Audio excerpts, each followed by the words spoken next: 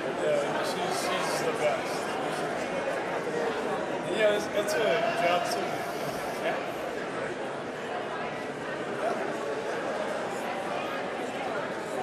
So, hey, Greg, who's next? It's my 9th term. I don't really know who's coming out of the United States. You know, in the States. Some guy that is supposed to be the most powerful man in the world. He goes, powerful man. Wow. And then you and I were like, what are we doing?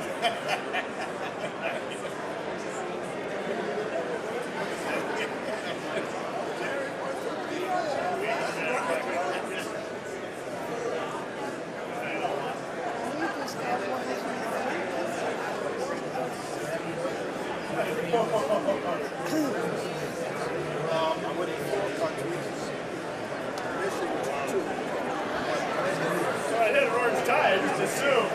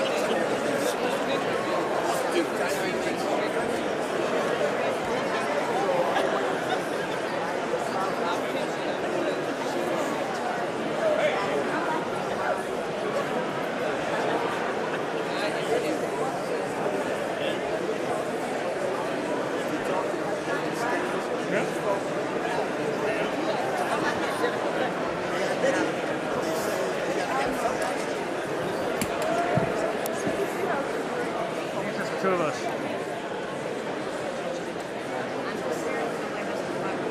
I don't even. Oh, there he is.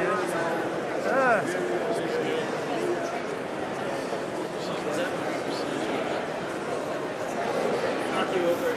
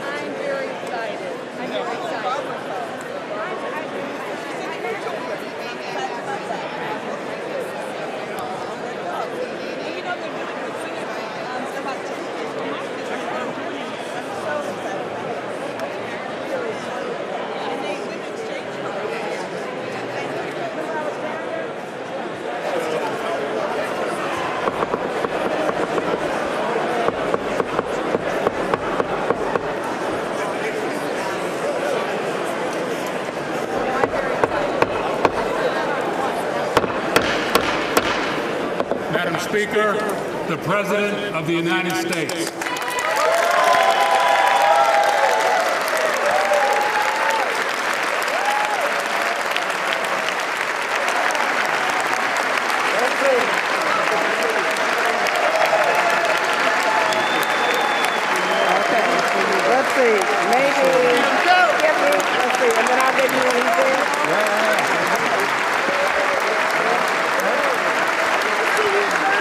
Yes, you are.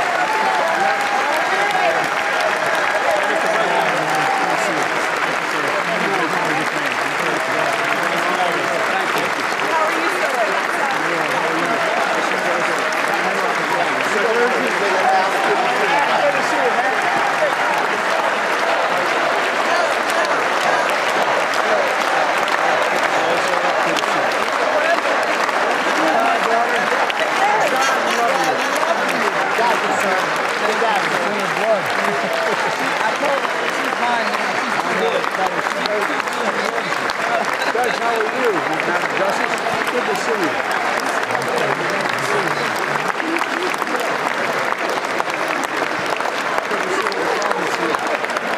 Chief, how are you? Thank you.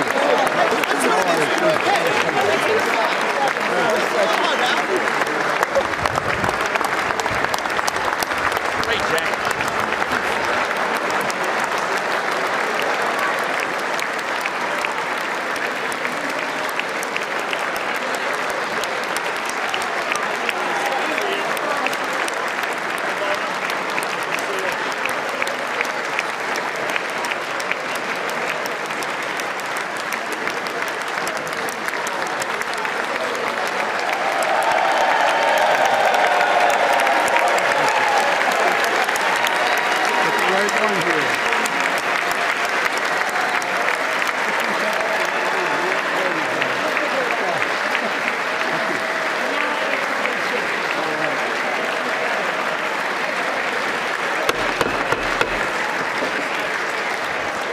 Members of Congress, I have the high privilege and distinct honor of presenting to you the President of the United States.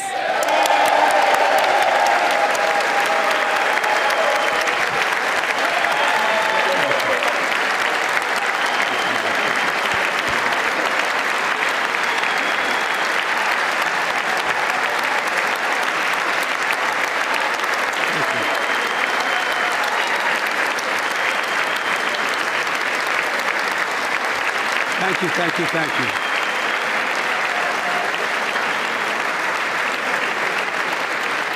Thank you all very much. Thank you, General. Thank you. Thank you. Thank you all very, very much. Thank you. Please. Thank you so much. Madam Speaker, Madam Vice President, our First Lady and Second Gentleman, members of Congress and the Cabinet, Justices of the Supreme Court, my fellow Americans. Last year, COVID-19 kept us apart. This year, we're finally together again. Tonight,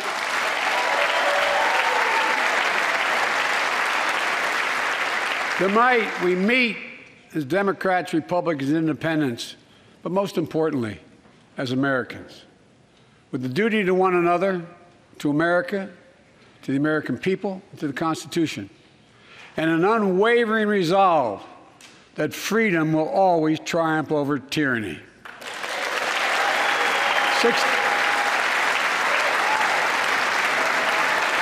Thank you.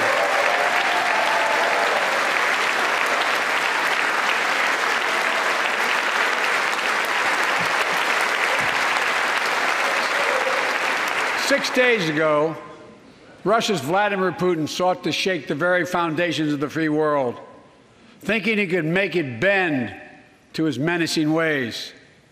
But he badly miscalculated. He thought he could roll into Ukraine and the world would roll over. Instead, he met with a wall of strength he never anticipated or imagined. He met the Ukrainian people.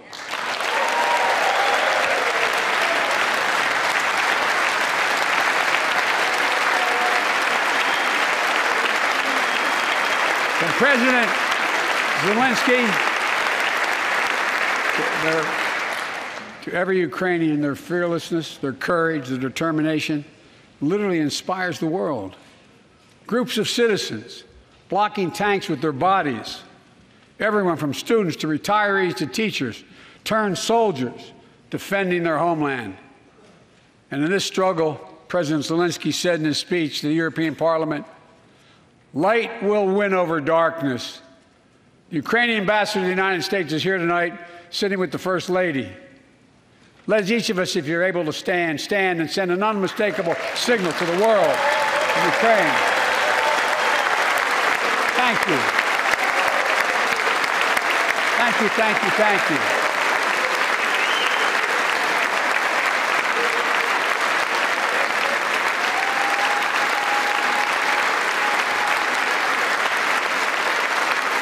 She's bright, she's strong, she's resolved.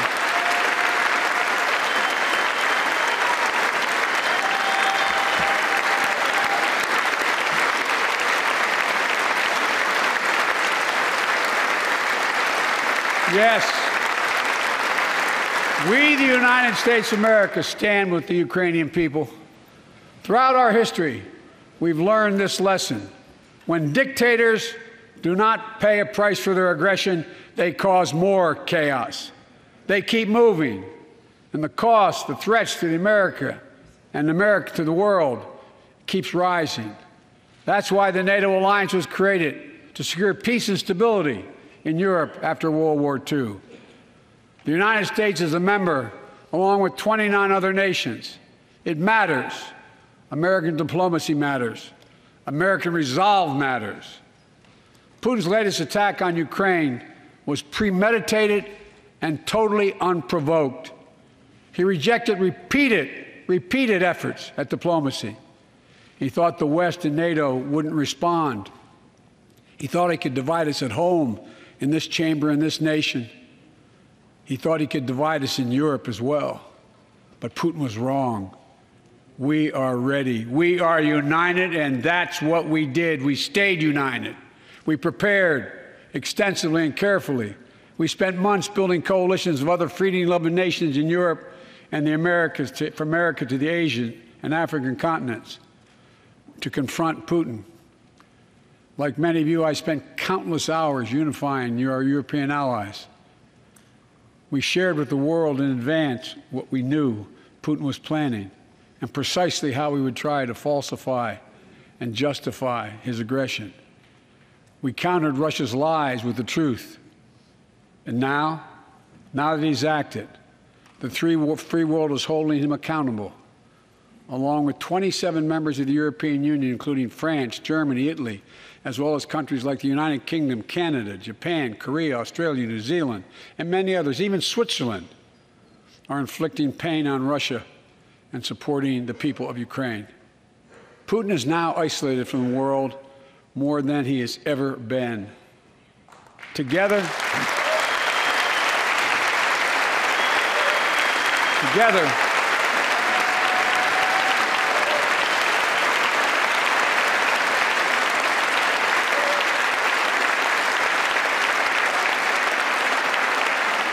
along with our allies, we are right now enforcing powerful economic sanctions. We're cutting off Russia's largest banks in the international financial system, preventing Russia's central bank from defending the Russian ruble, making Putin's $630 billion war fund worthless. We're choking Russia's access. To technology that will sap its economic strength and weaken its military for years to come. Tonight, I say to the Russian oligarchs and the corrupt leaders who bilked billions of dollars off this violent regime, no more. The United States, I mean it.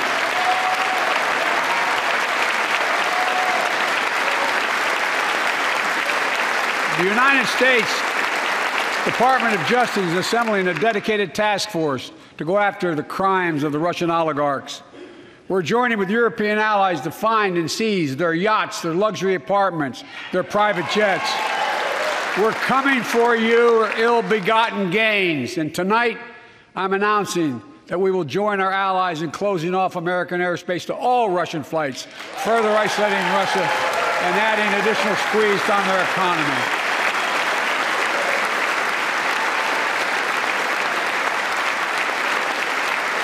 He has no idea what's coming. The ruble has already lost 30% of its value. The Russian stock market has lost 40% of its value, and trading remains suspended. The Russian economy is reeling, and Putin alone is the one to blame. Together with our allies, we're providing support to the Ukrainians in their fight for freedom. Military assistance, economic assistance, humanitarian assistance. We're giving more than $1 billion of direct assistance to Ukraine, and will continue to aid the Ukrainian people as they defend their country and help ease their suffering.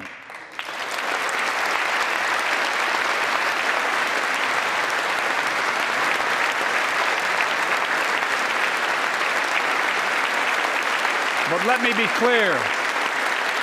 Our forces are not engaged and will not engage in the conflict with Russian forces in Ukraine. Our forces are not going to Europe to fight Ukraine, but to defend our NATO allies in the event that Putin decides to keep moving west. For that purpose, we have mobilized American ground forces, air squadrons, ship deployments to protect NATO countries including Poland, Romania, Latvia, Lithuania, and Estonia. And as I've made crystal clear, the United States and our allies will defend every inch of territory that is NATO territory with the full force of our collective power. Every single inch.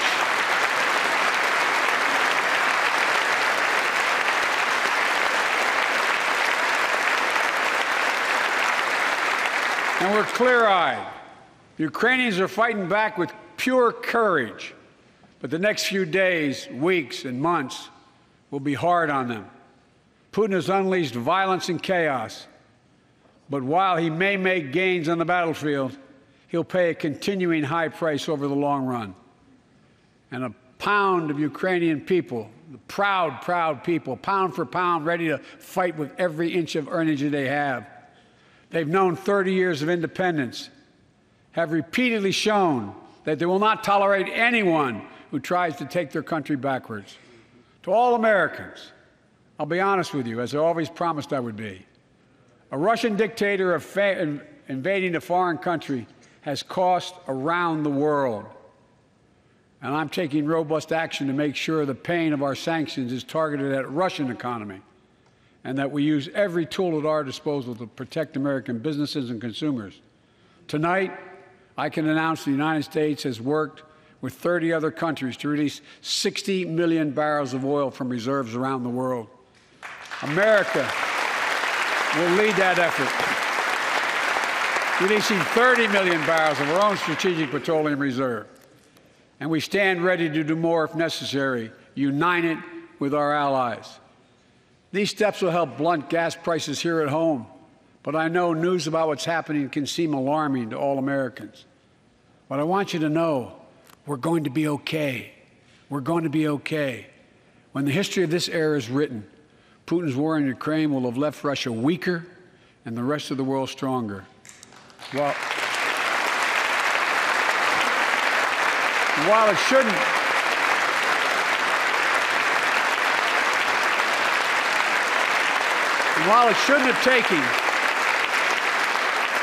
have taken something so terrible for people around the world to see what's at stake, now everyone sees it clearly. We see the unity among leaders of nations, a more unified Europe, a more unified West. We see unity among the people who are gathering in cities and large crowds around the world, even in Russia, to demonstrate their support for the people of Ukraine. In the battle between democracy and autocracies, democracies are rising to the moment, and the world is clearly choosing the side of peace and security. This is the real test, and it's going to take time. So let us continue to draw inspiration from the iron will of the Ukrainian people. To our fellow Ukrainian Americans who forged the deep bond that connects our two nations, we stand with you. We stand with you. Putin may circle Kyiv with tanks, but he'll never gain the hearts and souls of the Iranian people.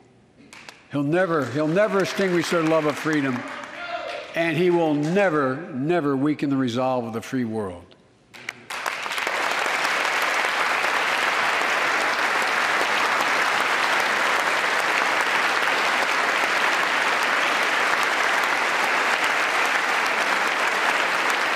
We meet tonight in an America that has lived through two of the hardest years this nation has ever faced. The pandemic has been punishing, and so many families are living paycheck to paycheck, struggling to keep up with the rising cost of food, gas, housing, and so much more. I understand, like many of you did. My dad had to leave his home in Scranton, Pennsylvania to find work.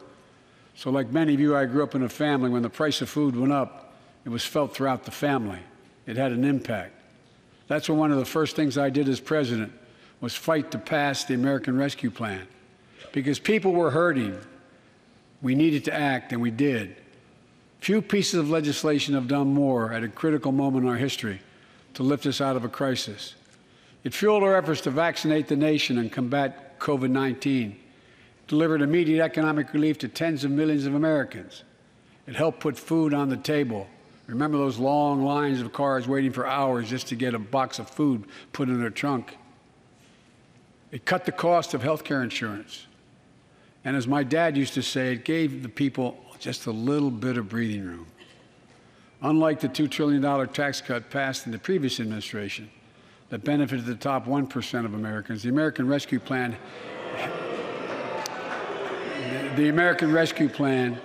helped working people and left no one behind. Folks,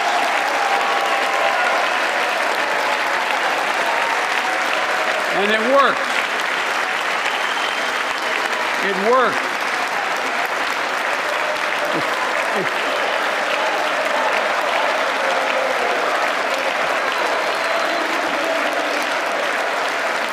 It worked. We created jobs, lots of jobs. In fact, our economy created over 6.5 million new jobs just last year. More jobs in 1 year than ever before in the history of the United States of America. The economy grew at a rate of 5.7 last year, the strongest growth rate in 40 years. And the first step in bringing fundamental change to our economy that hasn't worked for working people in this nation for too long. For the past 40 years, we were told that tax break for those at the top and benefits would trickle down and everyone would benefit. But that trickle-down theory led to a weaker economic growth, lower wages, bigger deficits, and a widening gap between the top and everyone else in nearly a century.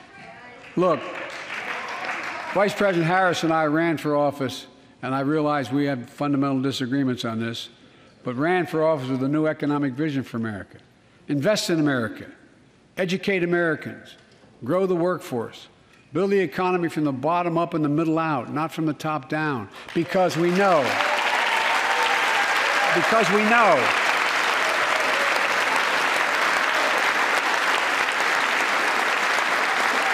when the middle class grows, the poor will way up and the wealthy do very well. America used to have the best roads, bridges, and airports on earth, and now our infrastructure is ranked 13th in the world. We won't be able to compete for the jobs of the 21st century if we don't fix it. That's why it was so important to pass the bipartisan infrastructure law. And I thank my Republican friends who joined to invest and rebuild America, the single biggest investment in history. It was a bipartisan effort, and I want to thank the members of both parties who worked to make it happen. We're done talking about infrastructure weeks. We're now talking about an infrastructure decade. And look, it's going to transform America, to put us on a path to win the economic competition of the 21st century that we face with the rest of the world, particularly China. I've told Xi Jinping it's never been a good bet to bet against the American people. We'll create good jobs for millions of Americans, modernizing roads, airports, ports, waterways, all across America. And we'll do it to withstand the devastating effects of climate change and promote environmental justice. We'll build a national network of 500,000 electric vehicle charging stations. Begin to replace the poisonous lead pipes so every child, every American has clean water to drink at home and at school. We're going to provide affordable, high-speed internet for every American, rural, suburban, urban, and tribal communities. 4,000 projects have already been announced. Many of you have announced them in your districts. And tonight, I'm announcing that this year, we will start fixing over 65,000 miles of highway and 1,500 bridges in disrepair. And folks,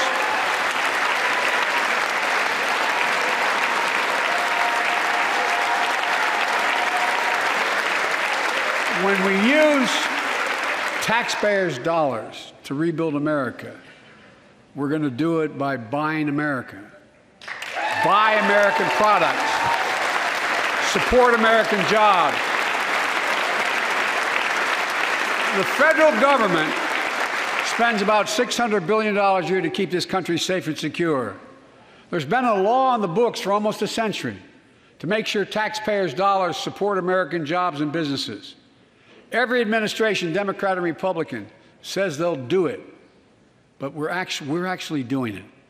We'll buy America to make sure everything from the deck of an aircraft carrier to the steel on highway guardrails is made in America from beginning to end. All of it. All of it.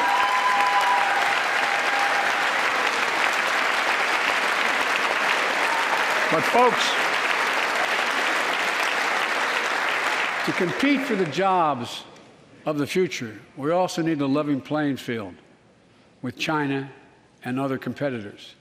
That's why it's so important to pass the Bipartisan Innovation Act sitting in Congress that will make record investments in emerging technologies and American manufacturing. We used to invest almost 2% of our GDP in research and development. We don't now. China is. Let me give you one example why it's so important to pass. If you travel 20 miles east of Columbus, Ohio, you'll find 1,000 empty acres of land. It won't look like much, but if you stop and look closely, you'll see a field of dreams, the ground on which America's future will be built. That's where Intel, the American company that helped build Silicon Valley, is going to build a $20 billion semiconductor megasite, up to 8 state-of-the-art factories in one place, 10,000 new jobs. And in those factories, the average job about $135,000 a year. Some of the most sophisticated manufacturing in the world to make computer chips the size of a fingertip, that power the world in everyday lives, from smartphones, technology, the internet, technology that's yet to be invented. But that's just the beginning. Intel CEO Pat Gelsinger, who is here tonight, I don't know where Pat is. Pat, there you go, Pat, stand up.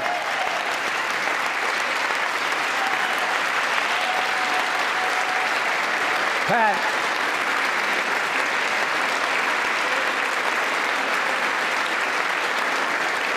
came to see me, and he told me they're ready to increase their investment from $20 billion to $100 billion. That would be the biggest investment in manufacturing in American history. And all they're waiting for is for you to pass this bill. So let's not wait any longer. Send it to my desk, I'll sign it, and we'll really take off in a big way. And folks, Intel is not alone. There's something happening in America. Just look around and you'll see an amazing story. The rebirth of pride that comes from stamping products made in America. The revitalization of American manufacturing. Companies are choosing to build new factories here when just a few years ago they would have gone overseas. That's what's happening. Ford is investing $11 billion in electric vehicles, creating 11,000 jobs across the country. GM is making the largest investment in its history, $7 billion to build electric vehicles, creating 4,000 jobs in Michigan. All told, 369,000 new manufacturing jobs were created in America last year alone. Folks,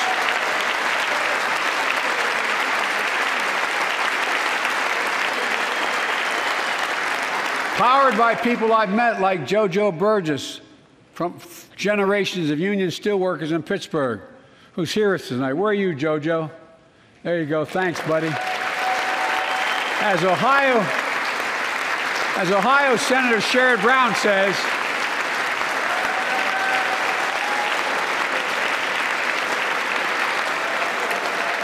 Sherrod Brown says it's time to bury the label Rust Belt. It's time to see what used to be called the Rust Belt become the home of a significant resurgence of manufacturing.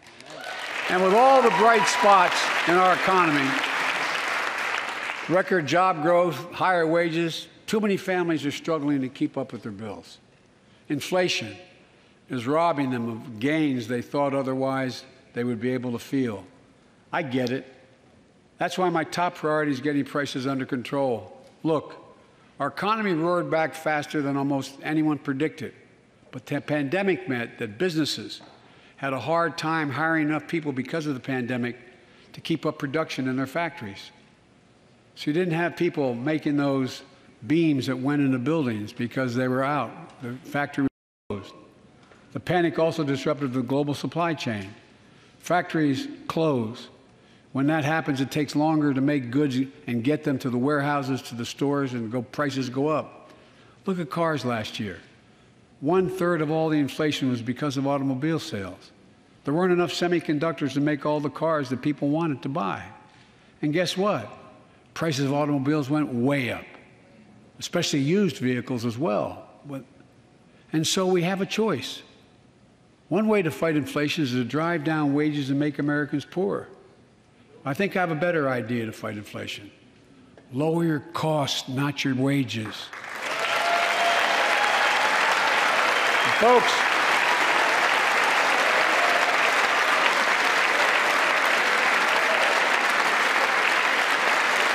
that means make more cars and semiconductors in America, more infrastructure and innovation in America, more goods moving faster and cheaper in America, more jobs where you can earn a good living in America.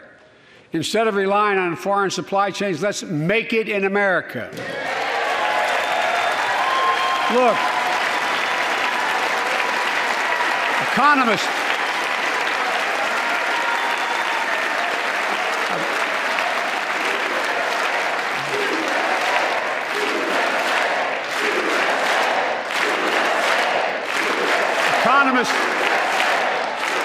call this increasing the productive capacity of our economy. I call it building a better America. My plan to fight inflation will lower your costs and lower the deficit.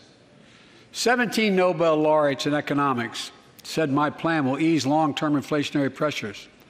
Top business leaders, and I believe most Americans, support the plan. And here's the plan.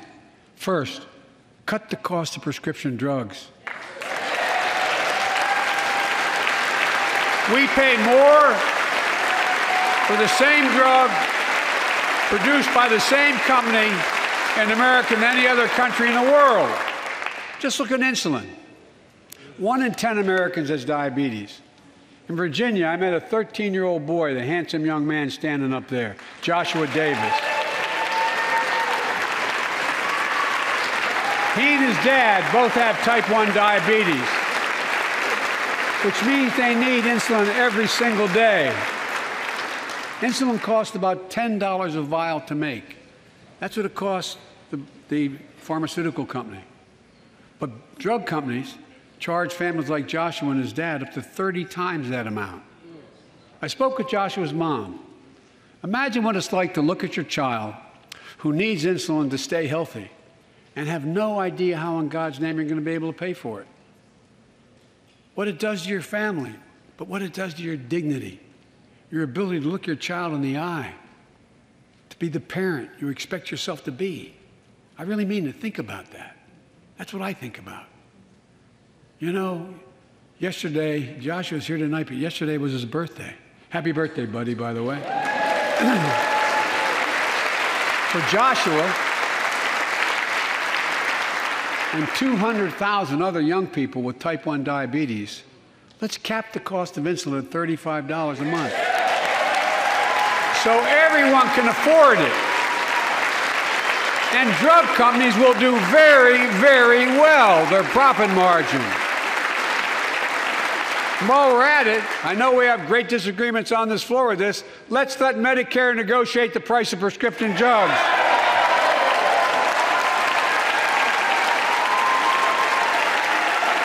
They already set the price for VA drugs. Look, the American Rescue Plan is helping millions of families with Affordable Care Act plans to save them $2,400 a year on their health premiums. Let's close the coverage gap and make these savings permanent. And second, Let's cut energy costs for families, an average of $500 a year by combating climate change. Let's provide an investment tax credits to weatherize your home and your business, to be energy efficient and get a tax credit for it. Double America's clean energy production in solar, wind, and so much more. Lower the price of electric vehicles, saving another $80 a month that you're not going to have to pay at the pump. Folks,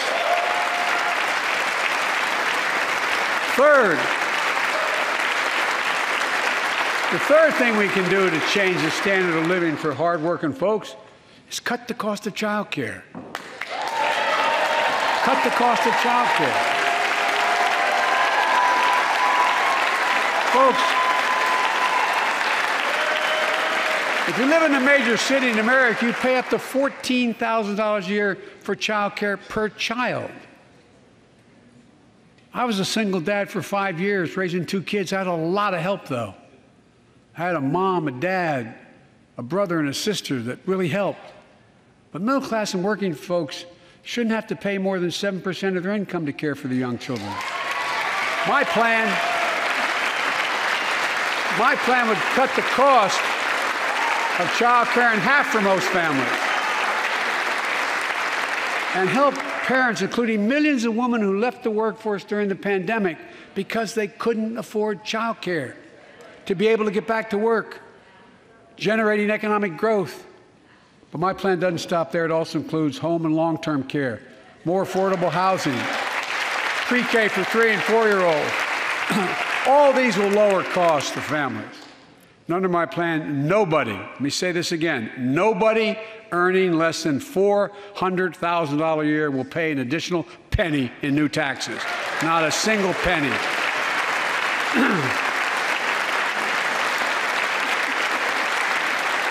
I may be wrong, but my guess is if we took a secret ballot in this floor, that we'd all agree that the present tax system ain't fair. We have to fix it. I'm not looking to punish anybody, but let's make corporations and wealthy Americans start paying their fair share. Look, last year,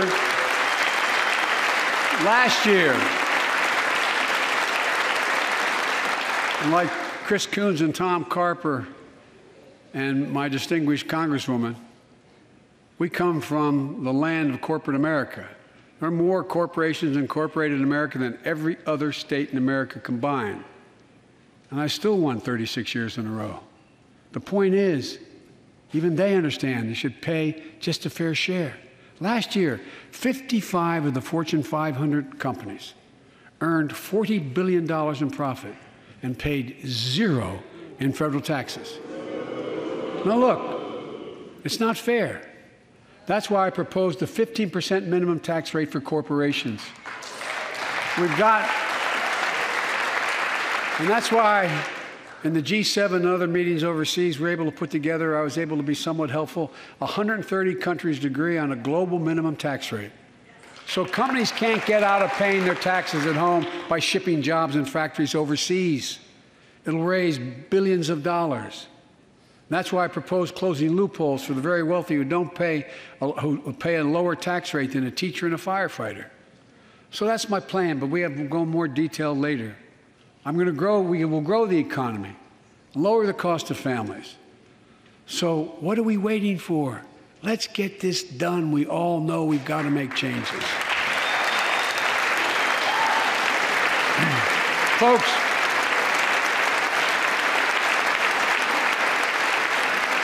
and while you're at it, confirm my nominees for the Federal Reserve, which plays a critical role in fighting inflation.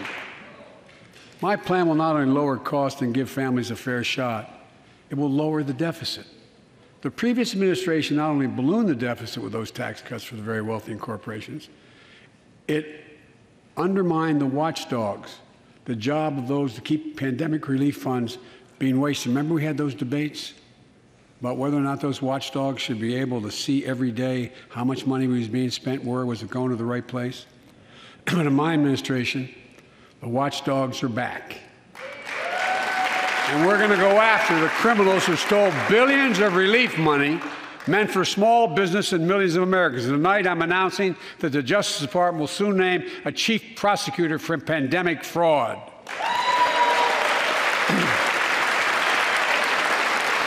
And look,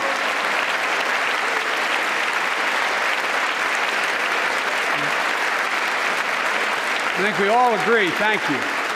By the end of this year, the deficit will be down to less than half of what it was before I took office.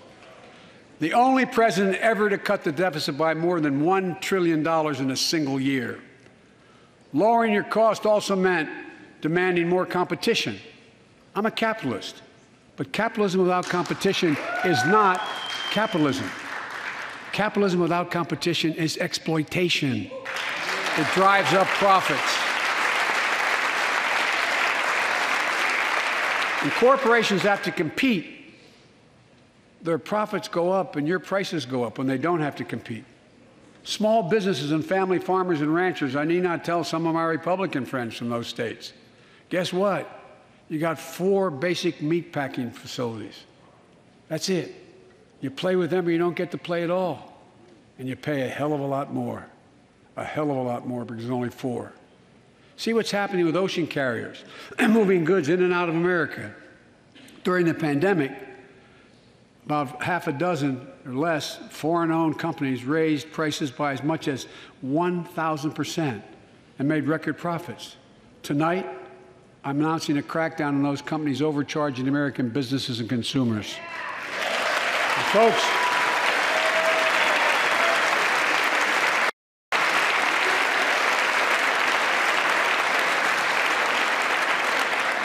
and as Wall Street firms take over more nursing homes, quality in those homes has gone down, and costs have gone up. That ends on my watch. Medicare is going to set higher standards for nursing homes and make sure your loved ones get the care they deserve and that they inspect and they will look at closely. We're also going to cut costs to keep the economy going strong and giving workers a fair shot, provide more training and apprenticeships, hire them based on skills, not just their degrees. Let's pass the Paycheck Fairness Act and paid leave. Raise the minimum wage to $15 an hour and extend the child tax credit so no one has to raise a family in poverty. Let's increase Pell Grants, increase our historic support for HBCUs, and invest in what Jill, our First Lady who teaches full-time, calls America's best-kept secret, community colleges. Look, let's pass the PRO Act. When a majority of workers want to form a union, they shouldn't be able to be stopped. When we invest in our workers and we build an economy from the bottom up and the middle out together, we can do something we haven't done in a long time, build a better America. For more than 2 years, COVID has impacted every decision in our lives and the life of this nation. And I know you're tired, frustrated, and exhausted. That doesn't even count the close to 1 million people who sit at a dining room table or a kitchen table and look at an empty chair because they lost somebody. But I also know this, because of the progress we've made, because of your resilience and the tools that we have been provided by this Congress, tonight I can say we're moving forward safely back to more normal routines. We've reached a new moment in the fight against COVID-19, where severe cases are down to a level not seen since July of last year. Just a few days ago, the Center for Disease Control and Prevention issued a new mask guidelines. Under the new guidelines, most Americans and most of the country can now go mask-free. And based on projections, more of the country will reach a point across the next couple of weeks. And thanks to the progress we've made in the past year, COVID-19 no longer need control our lives. I know some are talking about living with COVID-19, but tonight I say that we never will just accept living with COVID-19. We'll continue to combat the virus as we do other diseases. And because this virus mutates and spreads, we have to stay on guard. And here are 4 common sense steps as we move forward safely, in my view. First, stay protected with vaccines and treatments. We know how incredibly effective vaccines are. If you're vaccinated and boosted, you have the highest degree of protection. And we'll never give up on vaccinating more Americans. Now, I know parents with kids under 5 are eager to see their vaccines authorized for their children. Scientists are working hard to get that done. We'll be ready with plenty of vaccines if and when they do. We're all ready. We are also ready with antiviral treatments. If you get COVID-19, the Pfizer pill reduces your chances of ending up in the hospital by 90%. I've ordered more pills than anyone in the world has. Pfizer is working overtime to get us 1 million pills this month and more than double that next month. And now we're launching the Test to Treat initiative. So people can get tested at a pharmacy, and if they prove positive, receive the antiviral pills on the spot at no cost. And folks, if you're immunocompromised or have some other vulnerability, we have treatments and free high-quality masks. We're leaving no one behind or ignoring anyone's needs as we move forward. On testing, we've made hundreds of millions of tests available, and you can order them for free to your doorstep. And we've already ordered free tests. If you already ordered free tests tonight, I'm announcing you can order another group of tests. Go to covidtest.gov starting next week, and you can get more tests. Second, we must prepare for new variants. Over the past, we've gotten much better at detecting new variants. If necessary, we'll be able to develop new vaccines within 100 days instead of maybe months or years. And if Congress provides the funds we need, we'll have new stockpiles of tests, masks, pills ready if needed. I can't promise a new variant won't come, but I can promise you we'll do everything within our power to be ready if it does. Third,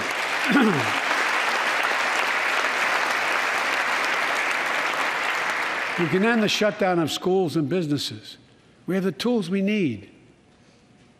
It's time for America to get back to work and fill our great downtowns again with people. People working from home can feel safe and begin to return to their offices. We're doing that here in the federal government. The vast majority of federal workers will once again work in person. Our schools are open. Let's keep it that way. Our kids need to be in school.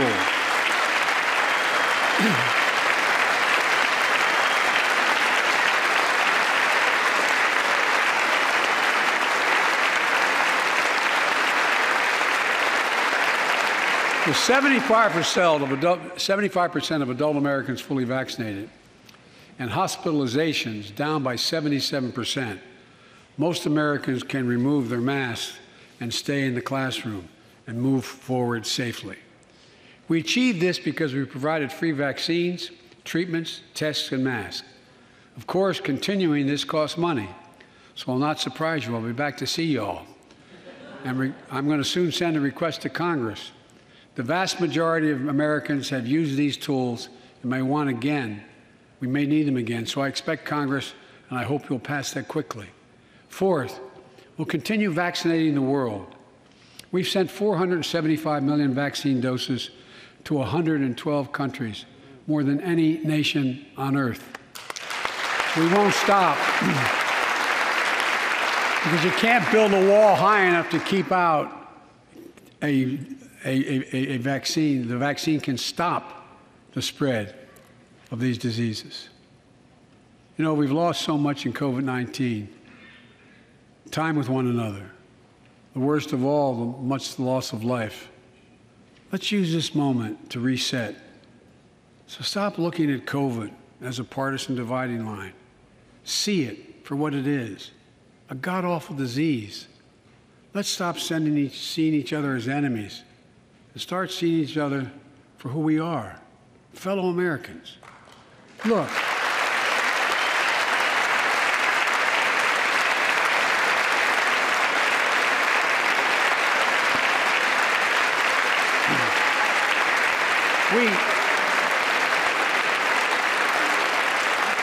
We can't change how divided we've been. It was a long time in coming. But we can change how to move forward on COVID-19 and other issues that we must face together.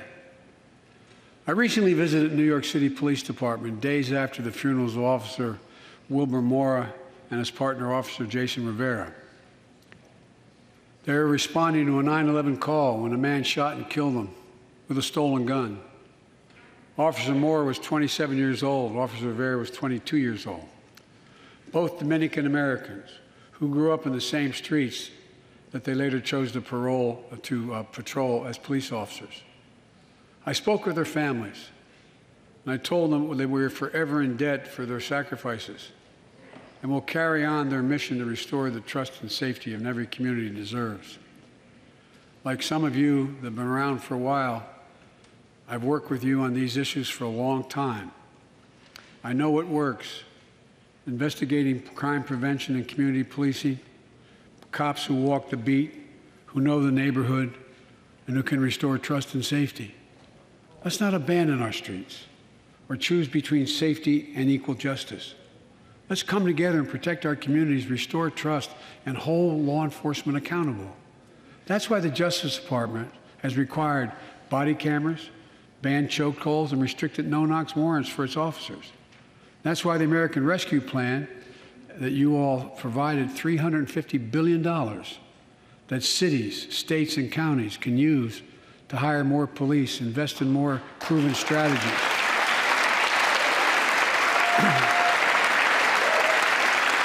Proven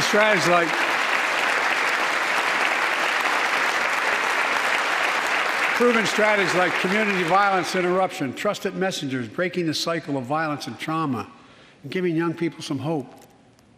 We should all agree the answer is not to defund the police. It's to fund the police. Fund them. Fund them.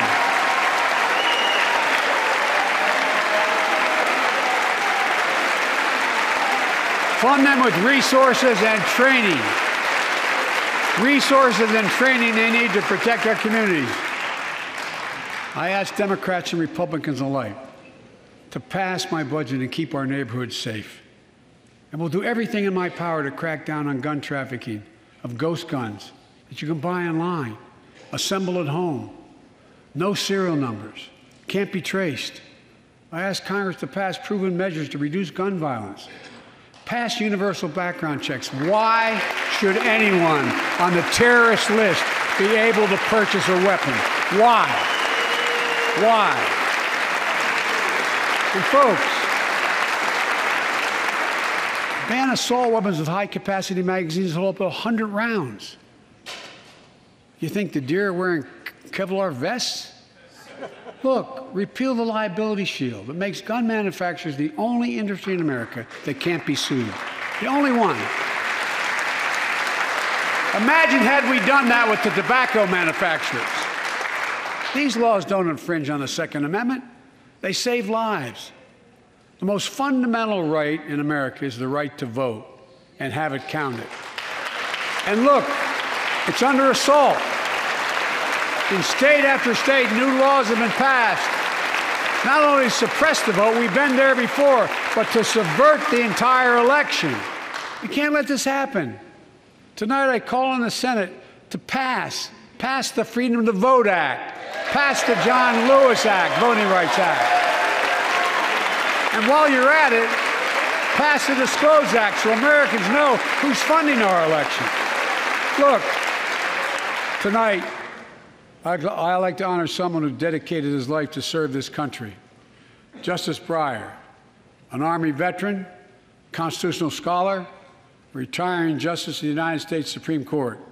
Justice Breyer, thank you for your service. Thank you, thank you, thank you. I mean it. Get up, stand, let them see you. Thank you.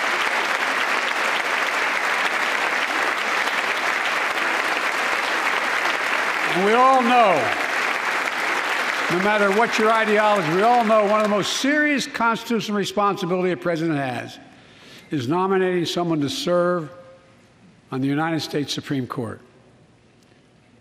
As I did 4 days ago, I've nominated the Circuit Court of Appeals, Ketanji Brown Jackson, one of our nation's top legal minds, who continue in Justice Breyer's legacy of excellence. A former top litigator in private practice, a former federal public defender, from a family of public school educators and police officers. She's a consensus builder. Since she's been nominated, she's received a broad range of support, including the Fraternal Order of Police and former judges supported by Democrats and Republicans. Folks, if we are to advance liberty and justice, we need to secure our border and fix the immigration system.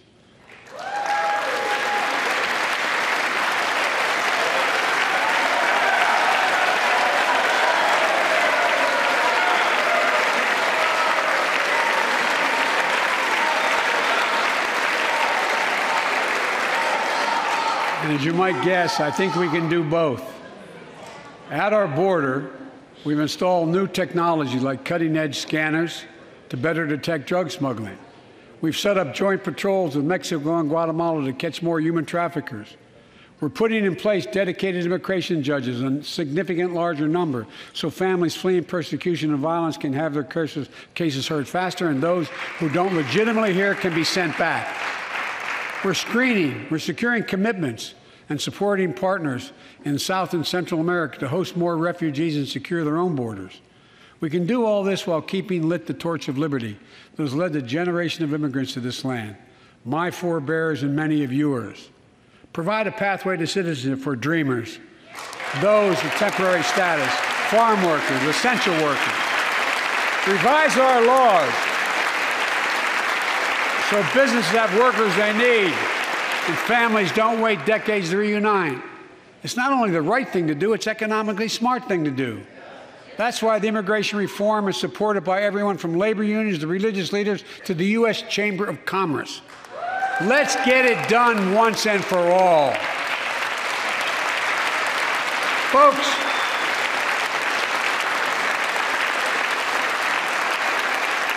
advancing liberty and justice also requires protecting the rights of women. The constitutional right affirmed by Roe v. Wade, standing precedent for half a century, is under attack as never before. If you want to go forward, not backwards, we must protect access to health care, preserve a woman's right to choose, and continue to advance maternal health care for all Americans. And folks, for our LGBTQ plus Americans, let's finally get the Bipartisan Equality Act to my desk. The onslaught of state laws targeting transgender Americans and their families, it's simply wrong. And I said last year, especially to our younger transgender Americans, I'll always have your back as your president so you can be yourself and reach your God-given potential. Folks,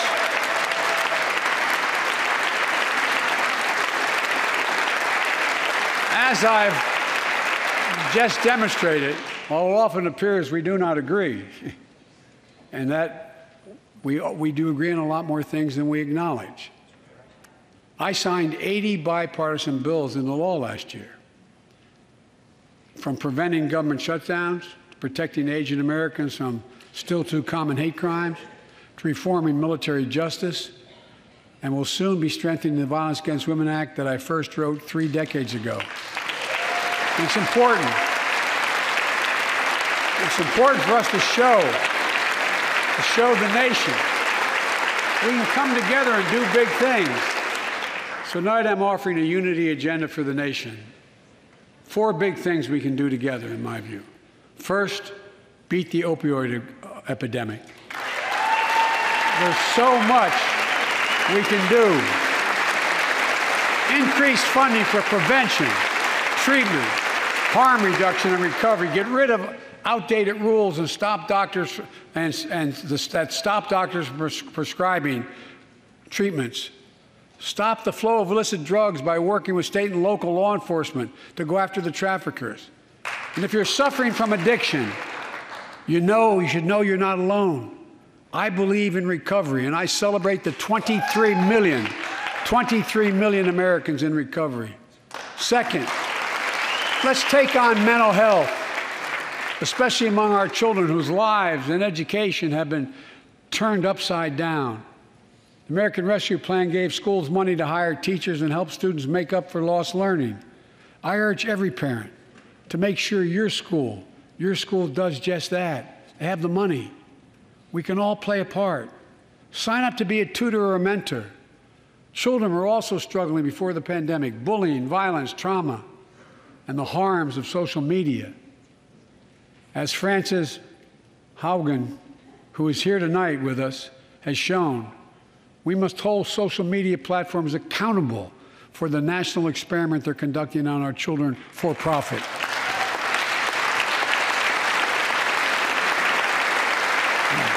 Folks, thank you. Thank you for the courage you showed. It's time to strengthen privacy protections, ban targeted advertising to children, demand tech companies stop collecting personal data on our children, and let's get all Americans the mental health services they need. More people can turn for help and full parity between physical and mental health care if we treat it that way in our insurance. Look,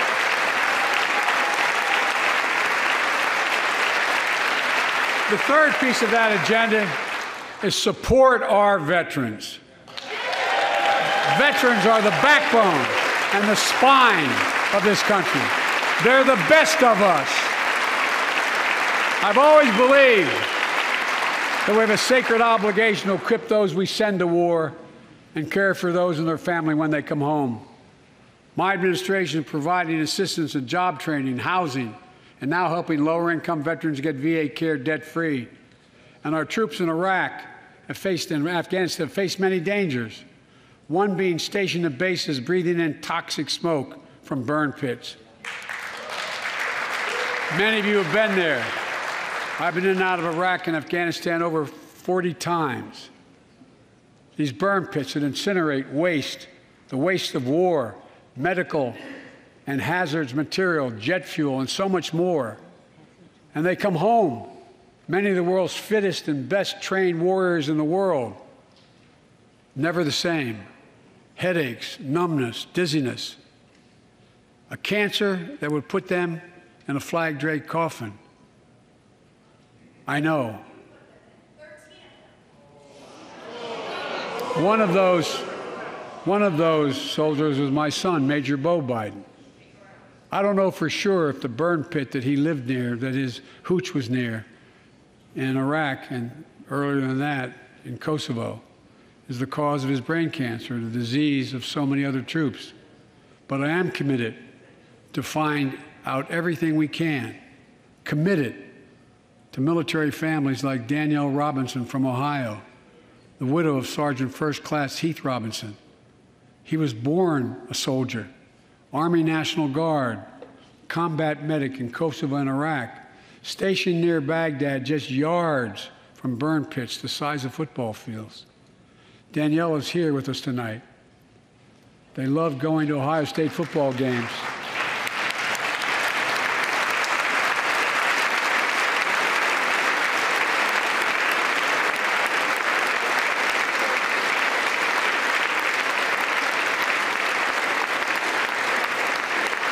And he loved building Legos with their daughter.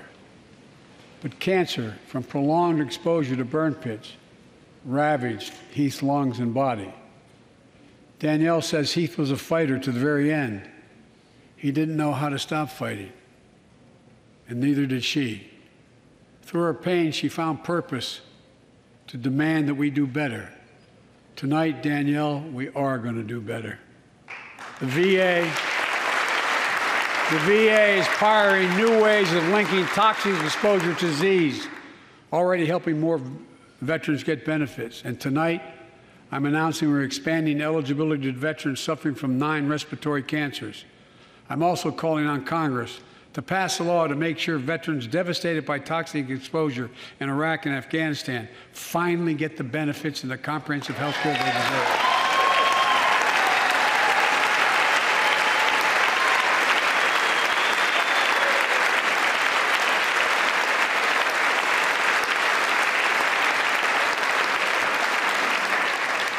And fourth and last, let's end cancer as we know it.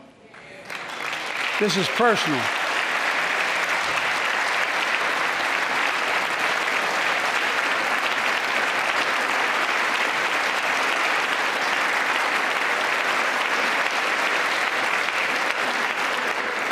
This is personal to me and to Jill and to Kamala and so many of you. So many of you have lost someone you love. Husband, wife, son, daughter, mom, dad. Cancer is the #2 cause of death in America, second only to heart disease. Last month, I announced the plan to supercharge the cancer moonshot that President Obama asked me to lead 6 years ago. Our goal is to cut cancer death rates by at least 50% over the next 25 years. I think we can do better than that.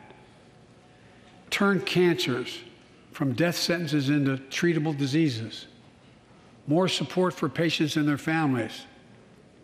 To get there, I call on Congress to fund what I call ARPA-H, Advanced Research Projects Agency for Health, patterned after DARPA in the Defense Department.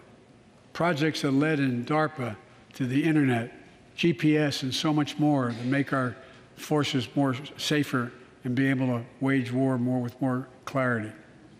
ARPA will have a singular purpose: to drive breakthroughs in cancer, Alzheimer's and diabetes, and more. A unity agenda for the nation. We can do these things. It's within our power, and I don't see a partisan edge to any one of those 4 things. My fellow Americans, tonight, we've gathered in this sacred space, a citadel of democracy, in this Capitol. Generation after generation of Americans have debated great questions amid great strife and have done great things. We fought for freedom, expanded liberty, debated totalitarianism and terror. We built the strongest, freest, and most prosperous nation the world has ever known. Now is the hour, our moment of responsibility, our test of resolve and conscience, of history itself. It is in this moment that our character of this generation is formed. Our purpose is found. Our future is forged. Well, I know this nation. We'll meet the test, protect freedom and liberty, expand fairness and opportunity, and we will save democracy. As hard as those times have been, I'm more optimistic about America today than I've been my whole life, because I see the future that's within our grasp, because I know there's simply nothing beyond our capacity. We're the only nation on earth that has always turned every crisis we've faced into an opportunity. The only nation that can be defined by a single word: possibilities. So on this night, on our 245th year as a nation, I've come to report on the state of the nation, the State of the Union. And my report is this: the State of the Union is strong because you, the American people, are strong. We are stronger today. We are stronger today than we were a year ago. And we'll be stronger a year from now than we are today. This is our moment to meet and overcome the challenges of our time. And we will, as one people, one America, the United States of America. God bless you all, and may God protect our troops. Thank you. Go get him.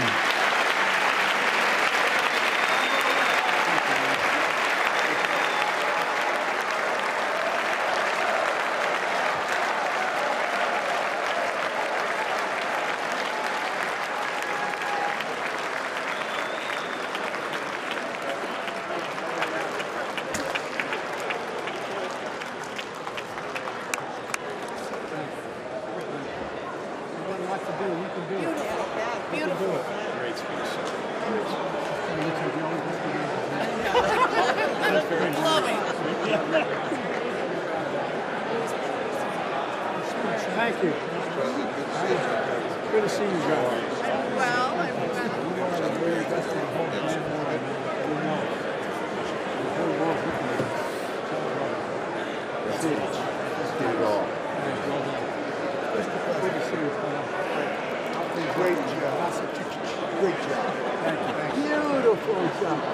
That's a great compliment coming from you, kid. Thank you, thank you, thank you. Well done, Mr. President. Great clothes. Thank you, man. Well done, Mr. President. Well done. Thanks again for coming to Colorado. Thank you, man. Comment. Eat it again. Good job.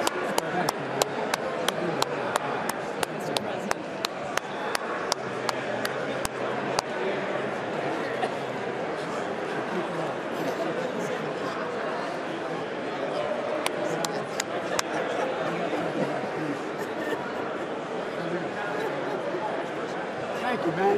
Well done, Mr. President. That was a hell of a speech.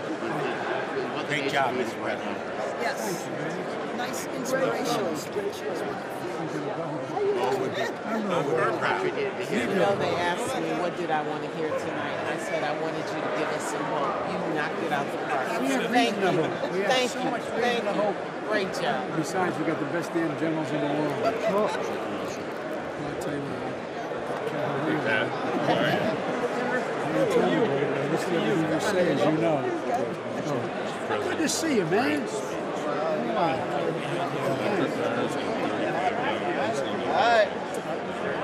We can do this. This is the reason why we cut Charlie. I'm serious. She is. She's been on it for a while. Fantastic. We can do this. Prescription drugs. Grace of God. We're cooking out rice and we got a shot.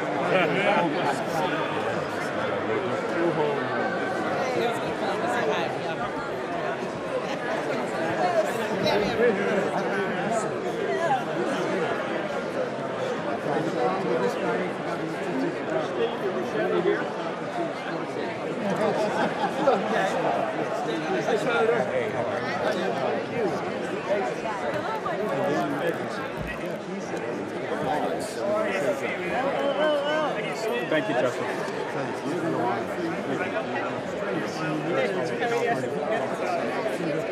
Nice to have everyone back here.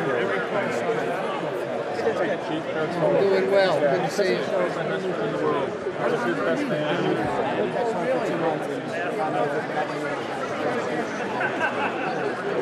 Sorry? Absolutely.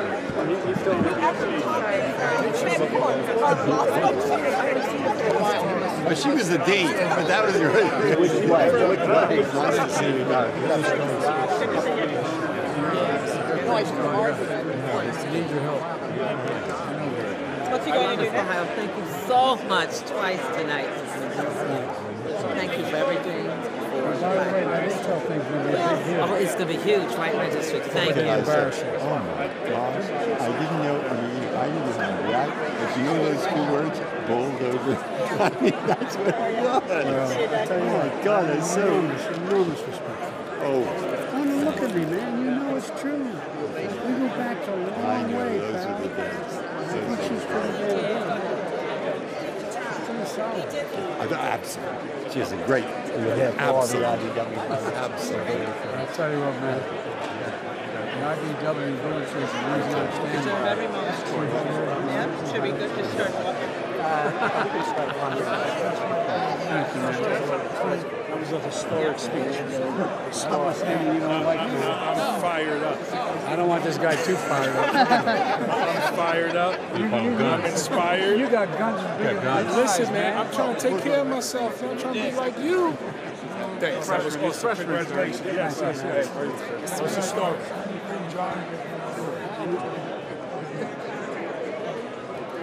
I needed you. Listen, people at home appreciate us. Absolutely. Thanks for talking about children and mental health. Again from Northwest Indiana. It's good to see you very well. Steel workers, Joe. It's great to have him here.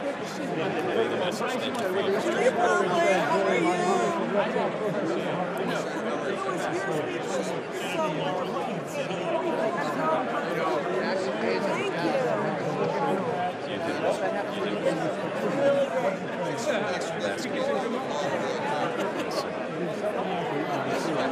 job, Mr. President.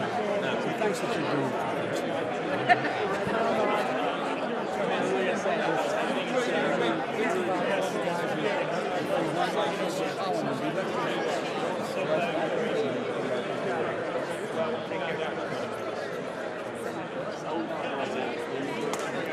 You're the real photographer.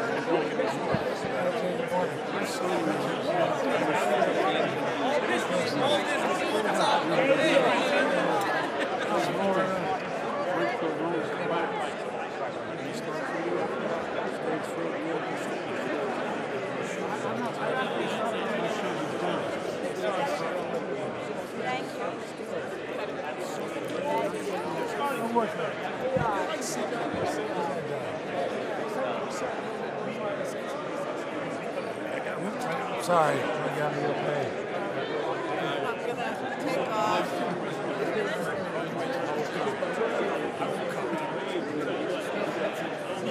Good, not really, you know what I mean? You know what I mean?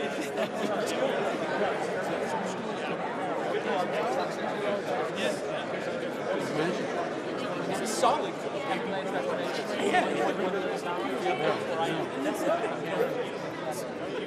See you later. Is the president really still here? Mr. President, you knocked it out of the park. I was screaming, "Go Joe!" the whole time. I was like inappropriate in every way. I kept stepping up and saying, "Go Joe! Go Joe!" I was jumping up the whole time. Republicans, I know. I keep trying. I keep trying. Yes, oh, this lady too. She started in the house. You have to let her go. I know. Sorry. No, it is. All together. Make it. Yeah. You really did great. Everybody did great. She really did great. You doing okay? Yeah, he literally said all the high points over and over again. Joe, I can't paint It's like all I again. hear is Bill, blah, blah, blah. I was giggling when he was just All right, I'm going the right way. Mr. President, Al Green. I know, Al. You can't hide behind that mask. I want your signature on your, this is your card. Okay. Thank you so much. I greatly appreciate it. As a matter of fact, I'm going to get a selfie with you. Give him the camera. He'll do it for you. Oh, okay, let's do it.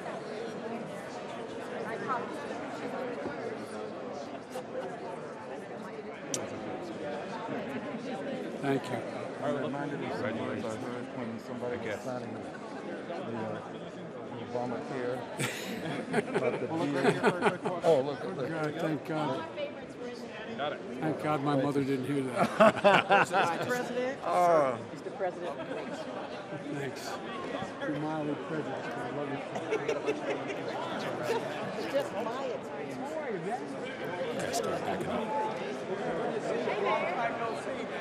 So I'll see you on Thursday. Yes. You're signing my book. It's a big deal. It is a big deal. Jamie asked me to call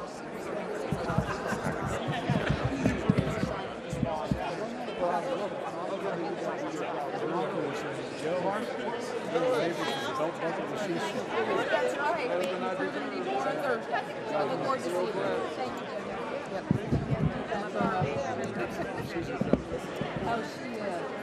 She comes from an incredible family. Her sister used to run my Delaware operation, and her dad, besides being an All-American high school, invented the tiny Archibald. And the dean of her delegation.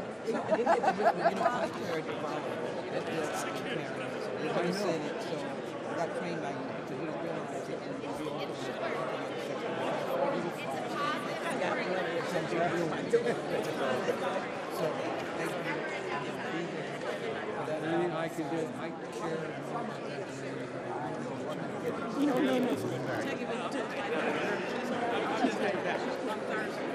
And I think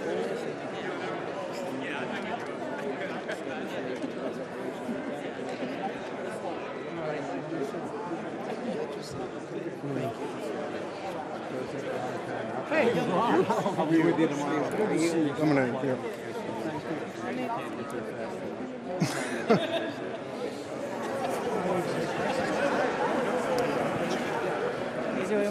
Thank you. Good to see you again.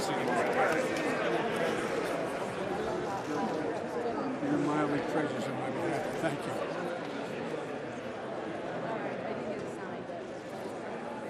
I'm with you. No, I get it. What do you think? Oh, good Lord. Look at this. Go Bears. Look at this. Oh.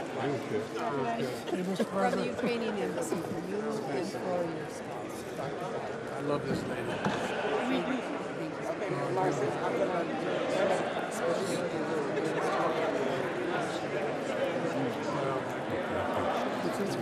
Yeah, it is. It is. It's good to see you. Yes,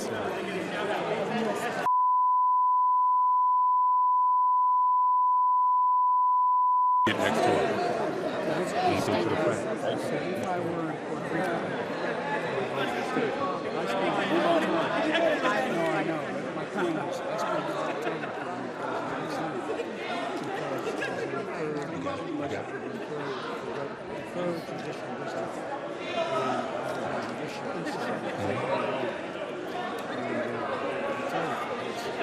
support.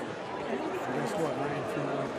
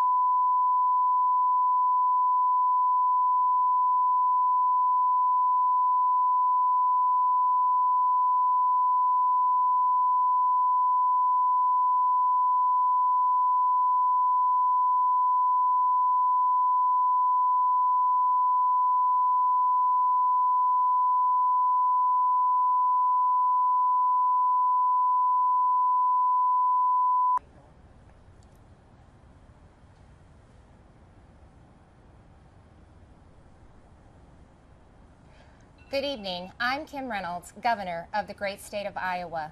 Like you, I just watched the President's address.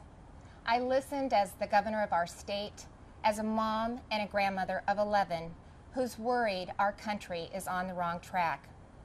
We're now 1 year into his presidency, and instead of moving America forward, it feels like President Biden and his party have sent us back in time to the late 70s and early 80s, when runaway inflation was hammering families, a violent crime wave was crashing our cities, and the Soviet Army was trying to redraw the world map.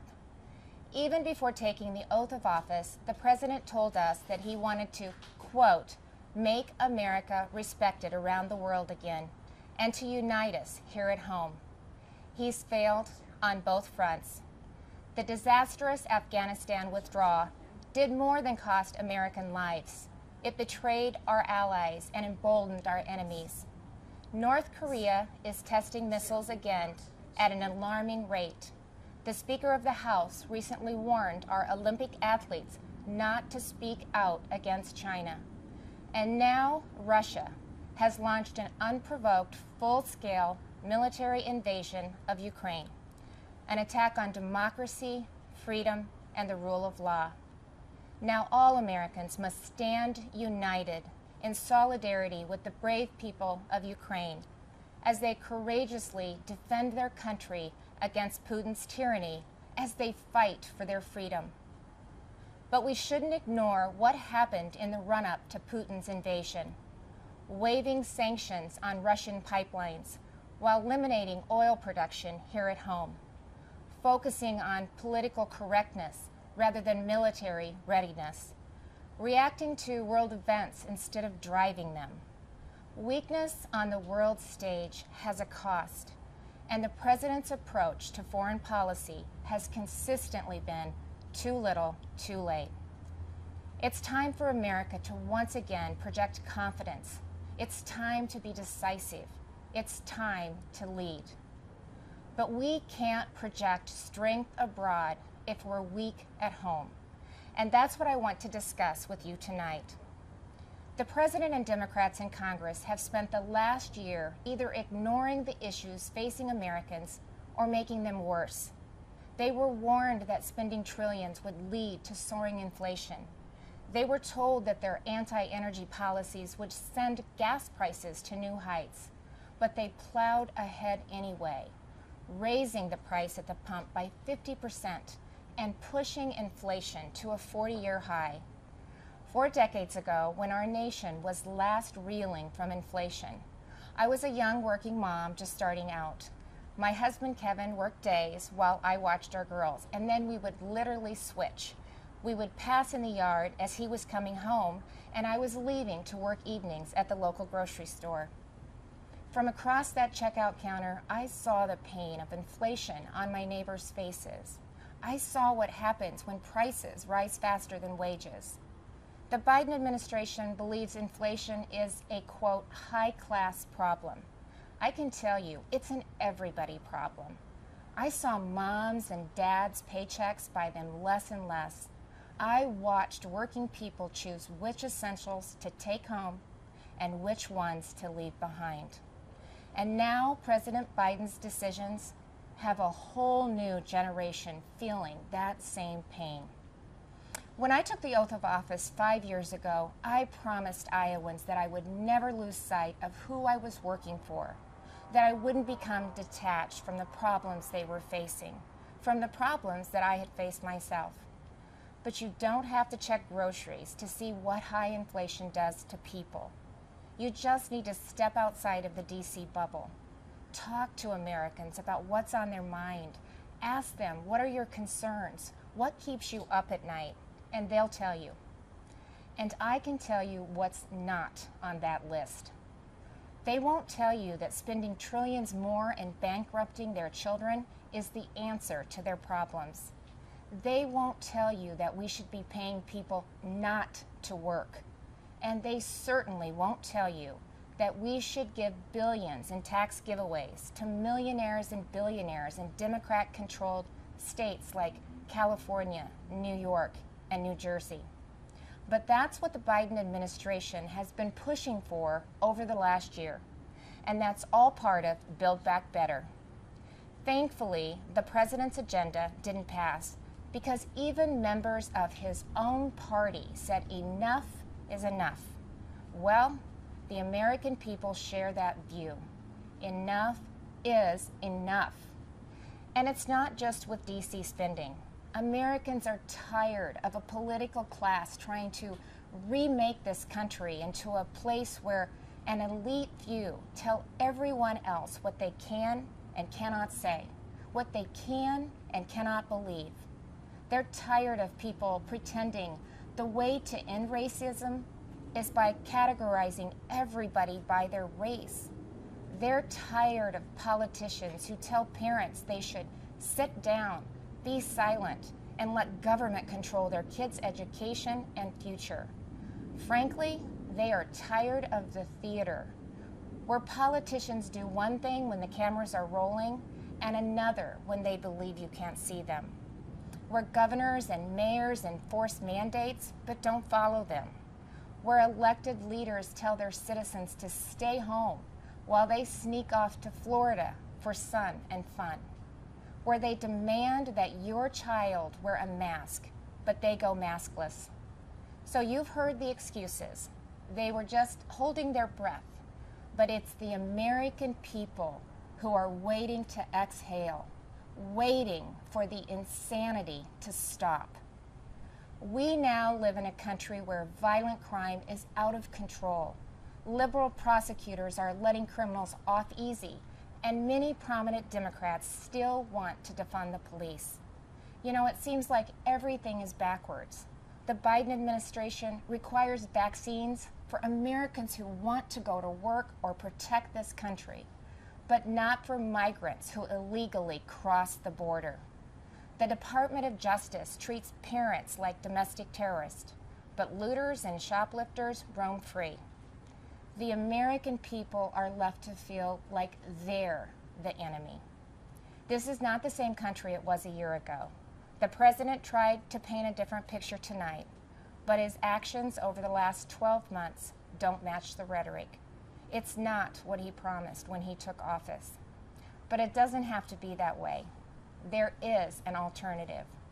Across the nation, Republican governors and legislators are showing Americans what conservative leadership looks like, what it means to respect the people we serve, to hear them out, to stand up for them and walk alongside them.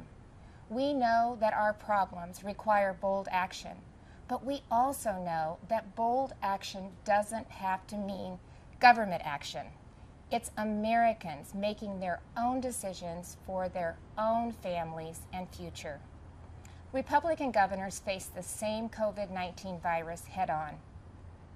But we honored your freedoms and saw right away that lockdowns and school closures, they came with their own significant cost, that mandates weren't the answer. And we actually listened to the science, especially with kids in masks and kids in schools. What happened and is still happening to our children over the last 2 years is unconscionable. Learning loss, isolation, anxiety, depression. In so many states, our kids have been left behind, and so many will never catch up. That's why Iowa was the first state in the nation to require that schools open their doors.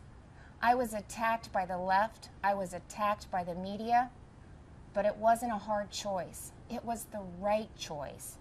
And keeping schools open is only the start of the pro-parent, pro-family revolution that Republicans are leading in Iowa and states across this country. Republicans believe that parents matter. It was true before the pandemic, and it has never been more important to say out loud. Parents matter.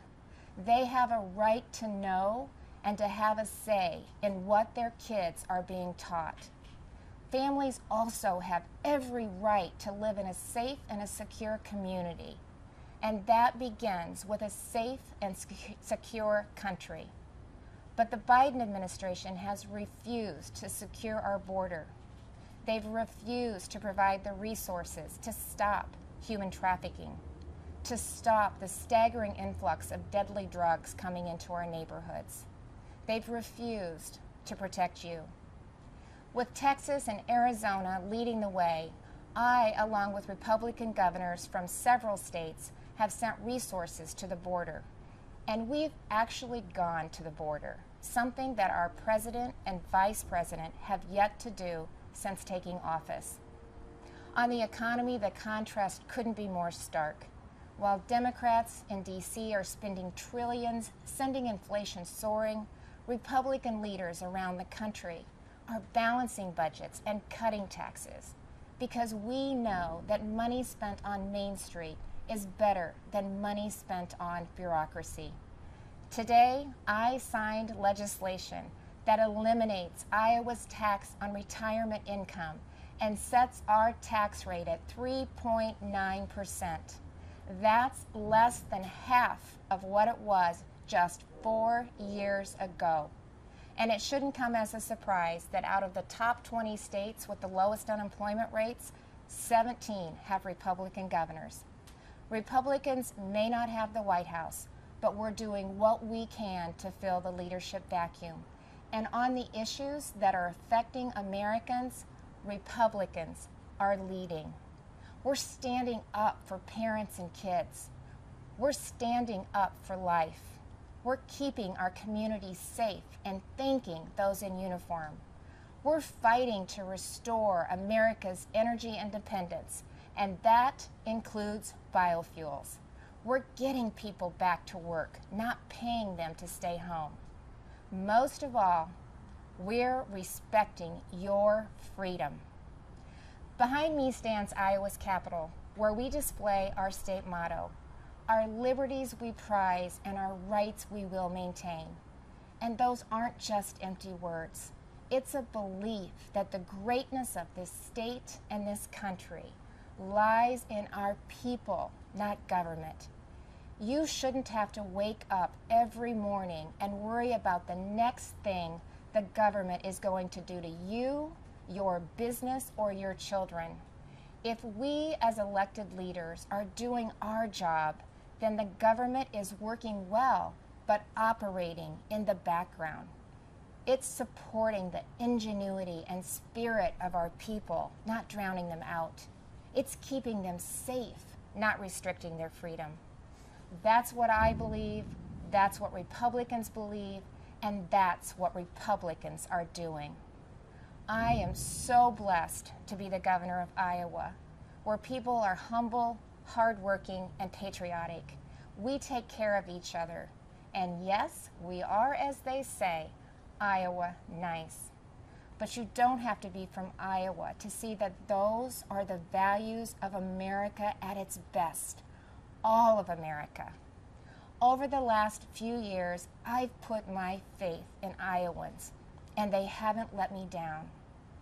I encourage this president to do the same, to put his faith in you, the American people, who have never wavered in your belief in this country, regardless of who leads it. Because you know, you've shown that the soul of America isn't about who lives in the White House. It's men and women like you in every corner of this nation who are willing to step up and take responsibility for your communities, for your neighbors, and ultimately for yourselves. By that most important measure at least, the state of our union is indeed strong. Thank you, God bless you, and God bless the United States of America.